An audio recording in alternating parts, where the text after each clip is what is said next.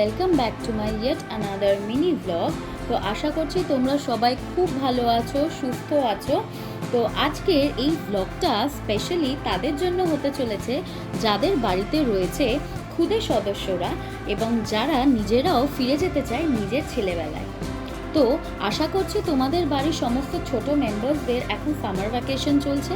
তো তাদের সামার ভ্যাকেশনের একটা দিনকে স্পেশাল করার জন্য এবং তাদেরকে কিছু নিউ এক্সপিরিয়েন্স দেওয়ার জন্য তোমরা তাদেরকে নিয়ে বা তোমাদের অন্য কোনো প্রিয়জনকে নিয়ে চলে যেতে পারো নিউ টাউনের এই এবিসি স্কোয়ার বিল্ডিংয়ের জাস্ট জাম্পিং ট্র্যাম্পোলিন পার্কে। তো আমিও আমার দুই দিদি এবং দিদির ছেলেকে নিয়ে চলে গেছিলাম এই নিউ টাউনের এবিসি স্কোয়ার বিল্ডিংয়ের জাস্ট জাম্পিং ট্র্যাম্পোলিন পার্কে। এই ব্লগের শুরুতে আমি ট্র্যাম্পোলিন পার্কের টিকিটের প্রাইসটা মেনশন করে দিয়েছি, বাট তাও আরেকবার বলে রাখি 710 ফর 90 মিনিটস, ওকে। এবং ওরা তোমাদেরকে তোমাদের সেফটি পারপাসের জন্য একটা অ্যান্টি স্কিড সক্সও প্রোভাইড করে দেবে। এবং তোমরা যদি তোমাদের কিছু প্রয়োজনীয় জিনিস, ফোন, ব্যাগ এসব রাখতে চাও, তো সেই ক্ষেত্রে তোমরা লকার অ্যাভেল করতে পারো এবং তোমাদেরকে 100 রুপিস তার জন্য পে করতে হবে, যেটা হলো পুরোপুরি রিফান্ডেবল।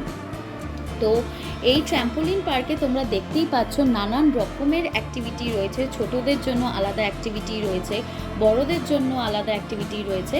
তো দেখতেই পাচ্ছ আমি এই স্টেয়ারের মতন এই উঠে উঠে এই জিনিসটা করছিলাম, এটাও একটা অ্যাক্টিভিটি।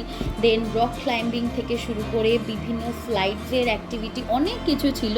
এটা সত্যি বলতে গেলে তোমাদের কাছে হতে চলেছে একটা নতুন এক্সপিরিয়েন্স এবং বাচ্চারাও কিন্তু প্রচণ্ড এনজয় করতে পারবে এই ট্র্যাম্পোলিন পার্কে এসে।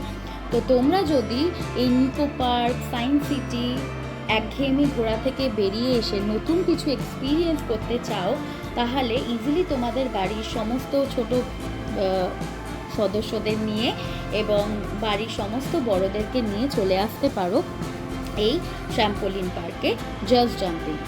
তো আমরা আমাদের 90 মিনিটস পুরো হয়ে যাওয়ার পর আমাদের প্রচণ্ড খিদে পেয়ে গেছিলো। তো আমরা চলে গেছিলাম ওদের ওপরের ফুড কোর্টে। আর বলে রাখি ওদের ওখানে কিন্তু পার্সোনাল বার্থডে পার্টি অ্যারেঞ্জ করার জন্য স্পেশাল জায়গা রয়েছে। তো তোমাদের যদি মনে হয় কারোর বার্থডে পার্টিও তোমরা অ্যারেঞ্জ করবে বাচ্চাদের, তো তোমরা সেখানে ওটা করতে পারো। তো যেহেতু ওখানকার ফুড কোর্টে সমস্ত কিছু ভেজ ছিল, তো আমরা ওখান থেকে বেরিয়ে গিয়ে ফেরার সময় চলে এসেছিলাম সানঝা চুলায়, বাইপাসের সানঝা চুলায়। এবং সেখানে আমরা কিছু খাবার অর্ডার করে নিয়েছিলাম। দেখতেই পাচ্ছ বিরিয়ানি, দেন চিকেন বাটার মশালা, লস্যি। আর তোমরা যদি বাইপাসের এই সানঝা চুলাতে যাও, তো তোমাদেরকে আমি একদম এখানকার যে লস্যিটা রয়েছে সেটা রেকমেন্ড করব, খুবই ভালো ছিল। তো এই ব্লগে আমি তোমাদেরকে আমার ইউটিউব লিঙ্কটাও মেনশন করে দিচ্ছি, প্লিজ ভালো লাগলে